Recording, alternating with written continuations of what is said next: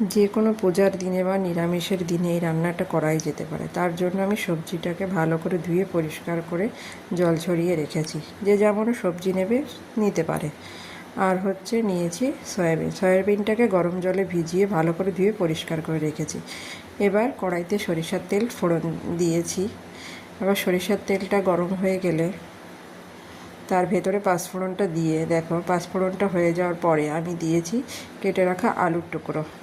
আলুগুলি একটু ভাজা ভাজা হয়ে গেলে তার ভেতরে দিয়ে দেব কেটে রাখা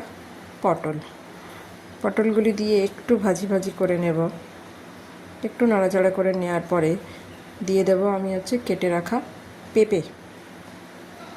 রাখা পেঁপেগুলি আমি দিয়ে দেব। কেটে রাখা পেঁপে দিয়েও সমস্ত সবজির সঙ্গে একটু নাড়াচাড়া করে নেব, ভালো করে একটু নাড়াচাড়া করে নেব। তারপরে আমি দিয়ে দেব একটা টমেটো গ্রেটারে পেস্ট করেছিলাম, আর একটু আদা, আর লঙ্কার পেস্ট। আদা, লঙ্কা আর টমেটো আমি দিয়ে দিলাম। ভালো করে মিক্সড করে নেব, ভালো করে কষিয়ে নেব।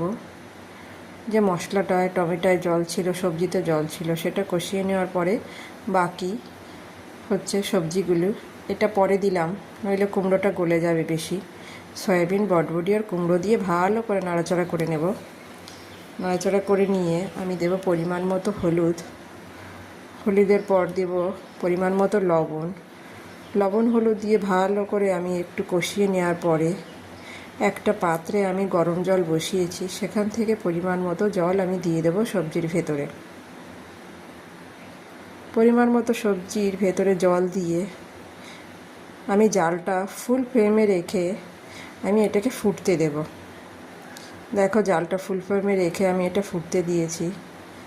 দেখো, ফুটছে আমার সবজিটা। দেখো, সবজিটা অনেকটাই ফুটে গেছে, পাশ দিয়ে তেল ছেড়ে দিয়েছে। এবার আমি দিয়ে দিলাম এখানে ভাজা জিরের গুঁড়ি, দিয়ে একটু নাড়াচাড়া করে নেব। জল শুকিয়ে যাওয়া পর্যন্ত আমি নাড়াচাড়া করে নেব। দেখো, নামিয়ে নিয়েছি। দেখো, এটা কত সুন্দর হয়েছে। যে কোনো নিরামিষ দিনে বা পূজার দিনে খুবই সুন্দর।